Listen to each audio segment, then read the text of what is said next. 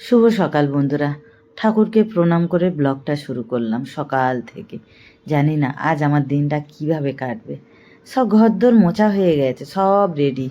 এখন 8:45 বাজে, এখনও আমাদের চা হয়নি। কি করব, একা হাতে পেরে উঠি না। এবারে একটু চায়ের দিকে যাব। এই যে আমার কর্তা কেমন করে বসে আছে দেখুন, মোবাইল দেখছে, আর ছেলে ওই ঘরে বসে আছে। সব সকাল থেকে উঠে পড়েছে, সব ঠাঁয়ে ঠুকে বসে আছে। কেউ একটু হেল্প করছে না, বিছানাগত যে গুছাবে তাও না। ওই যে ওই ঘরটা যে অন্ধকার দেখছে, ছেলে ঘুমাচ্ছে। কি আর বলবো, হাল্লাক হয়ে যায়, থকে যায়। এই যে আমার বিছানা, এটা এই ঘরে। চলো রান্নাঘরের দিকে যাই। সব খাবার এনেছে, ওগুলোকে রেডি করব। আর ব্লগটা আমার সঙ্গেও আপনারা সবাই দেখতে শুরু করুন। তো এই ডিম টোস্ট হবে।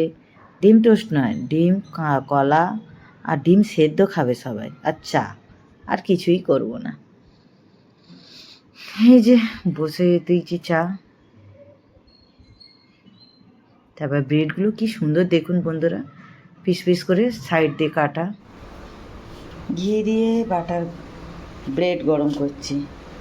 বাটার নেই জানেন বন্ধুরা, এই যে মাখিয়ে রেখেছি। এই যে এটা ঘি কলকাতা থেকে এনেছিলাম, শেষ হয়ে গেল, আবার আনতে হবে। আর এখন করে সব অনলাইনে পাওয়া যায়, চিন্তা নেই। অর্ডার করলে এসে যাবে ঘর বয়ে। চলো একটা একটা করে ভেজে নিই। আর ওইদিকে ওই যে ডিম সেদ্ধ করেছি। মনটা খারাপ হয়ে গেল দুধটা পড়ে গিয়ে, চিনি দিয়েছি, আমি গ্যাসটা অফ করেছি, পরে চাটা করছি। আগে ব্রেডটা একটা একটা করে গরম করে নিই, সেঁকে নিই। চলো রান্না করতে করতে মনটা একদম ভেঙে পড়লাম, ভালো লাগছে না। এই যে কলা ব্রেড চা করেছি, কেউ খাবে না।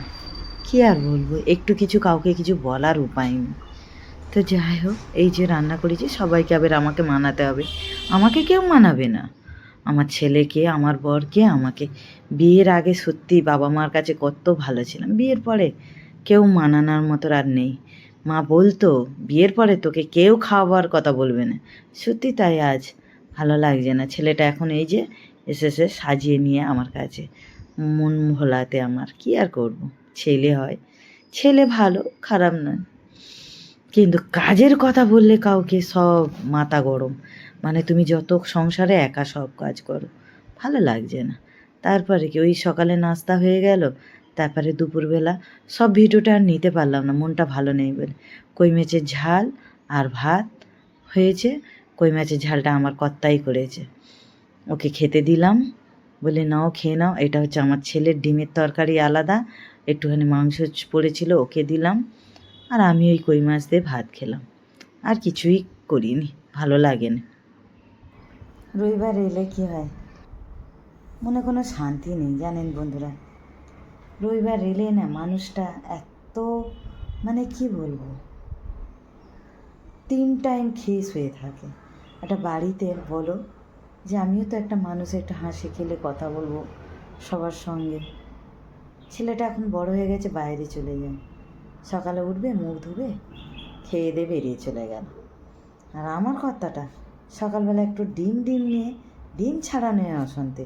মানে কি বলবো, এক হাতে না কখনো কখনো আমি জড়িয়ে পড়ি যে কোনটা করব, কোনটা দেবো।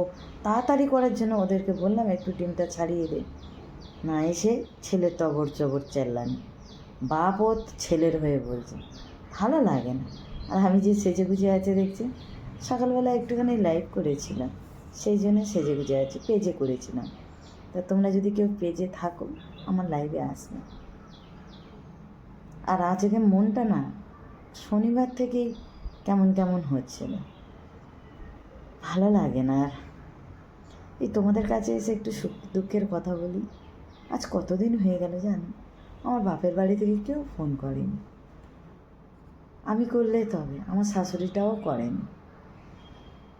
বোনটা তবু, ছেলে এসেছিল একদিন করেছিল। ভালো লাগছে না, মনের কথা বসে বসে গল্প করছি, কার সঙ্গে কথা বলবো। ঠিক আছে, টাটা। আজ এই পর্যন্ত ব্লগ। আর সব ভালো লাগলে একটু লাইক করবেন, শেয়ার করবেন। Tata, bye bye.